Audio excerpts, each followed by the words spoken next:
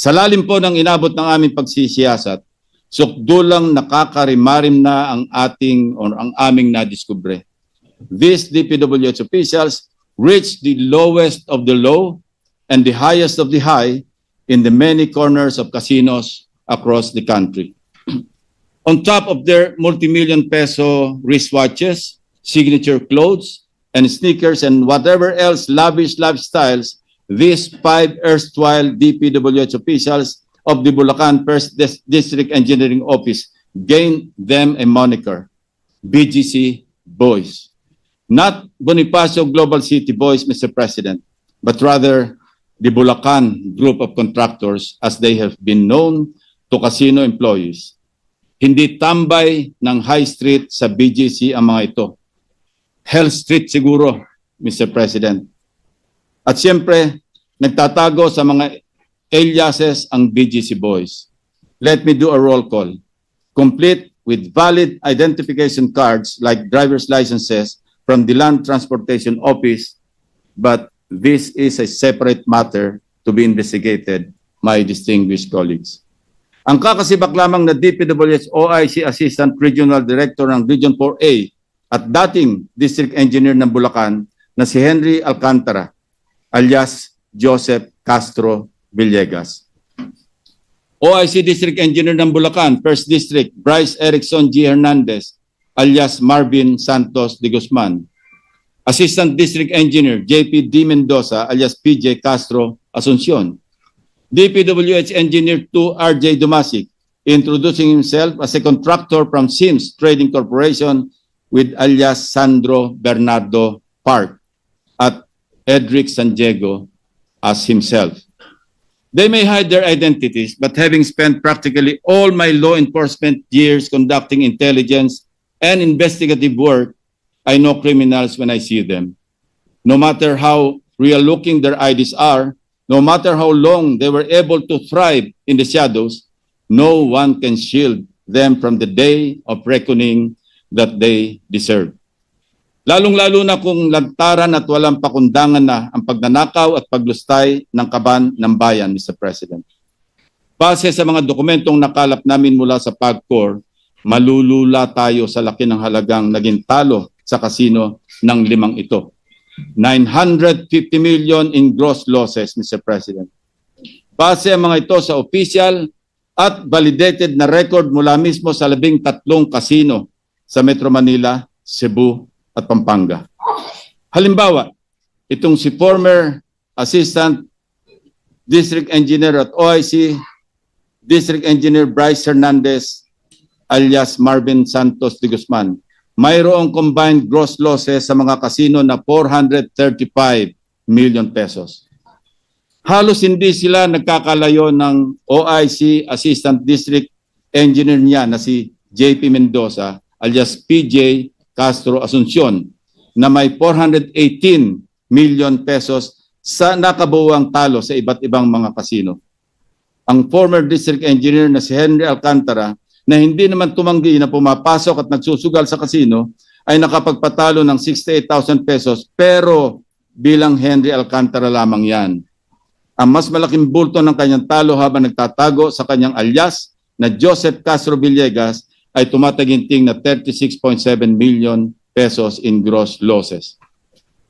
Hindi rin natin sinasantabi ang milyones na pinatalo ng mga DPWH employees na nagpapanggap na contractors na sina Project Engineer RJ Dumasig alias Sandro Bernardo Park na may gross losses na 16.9 million at Edric San Diego alias himself or as himself na may losses na 42.4 million pesos. Akala siguro ng mga ito ay maaari silang manatiling multo o incognito. Ito ay isa lamang sa tambak na pagkakamali nila, Ginoong Pangulo. Interestingly, mukhang may kakaibang milagro ang dumapo sa tropang BGC Boys sa isang kasino sa Newport World Resort sa Pasay, kung saan sila ay tumabo ng 100 milyong pisong panalo mula August 31, 2023 hanggang April 4, 2024. Henry Alcantara, 4.7 million pesos. Bryce Erickson Hernandez, 189 million pesos. JP Mendoza, 320 million pesos. RJ Dumasig, 7.37 million pesos. Edric San Diego, 11.7 million pesos. Sinuwerto nga ba sabay-sabay na nanalo ang mga ito, Mr. President? O baka naman money laundering scheme? May report kami at ito ay amin pang binabalidate na peke lang ang pagdeklara nilang panalo. How so? Magpapalit ng cash into casino chips. Pero pag natalo ng kaunti, pupunta sa cashier para mag-cash out at ideklarang panalo ang pinagpalitan nilang chips. Smart?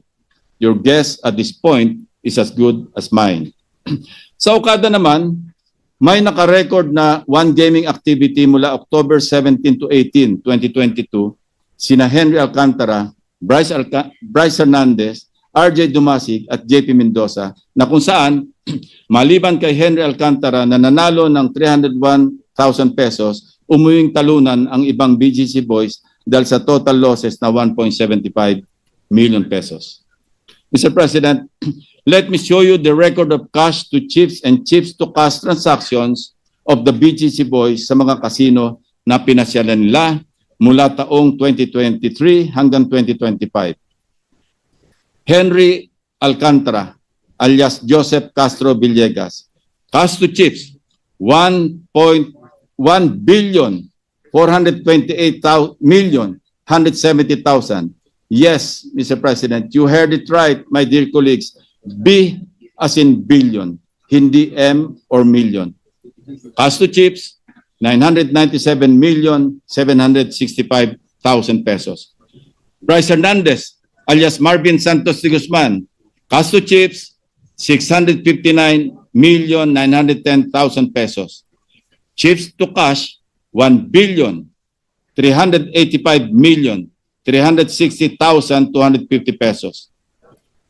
JP de Guzman, alias PJ Asuncion, cash to chips from 2023 to 2024, 26,500,000. Cash to chips, 2023 and 2024, 280,093,500 pesos. In this regard, my office has submitted their names and aliases to the Anti-Money Laundering Council since casinos are covered persons under the amended Anti-Money Laundering Act. Hindi pa po dito nagtatapos, Mr. President, ang kanilang mga kabulastugan. Sa aking naunang privilege speech noong August 20, 2025, nauna ko nang nilarawan base sa aming sources ang mag-among sina Alcantara at Hernandez na may parehong level ng pagmamahal sa pera. Itong si Bryce Hernandez, nagkalat na nga ang kanyang mga larawan sa social media dahil sa kanyang kabulastugan. Aba, hindi man lamang nahiyang pumasyal-pasyal sa isang kasino sa Metro Manila hanggang noong September 1, 2025. Habang naghihiring ang Senate Blue Ribbon Committee, si Bryce nasa isang kasino nagsusugal. Ang ibang BGC boys may record pa hanggang noong nakarambuan ng Agosto sa paglalaro sa mga kasino. Suma total, habang lubog pa rin sa tubig baha ang mga taga Bulacan dahil sa mga pangungurakot na mga ito at kahit booking na mismo ng Pangulo ang kalokohan, sige pa rin ang pagpapasasa ng BGC boys sa pagwawaldas ng pera ng taong bayan. Walang kahiya-hiya sa katawan. Wala pong konsyensya ang mga ito, Mr. President.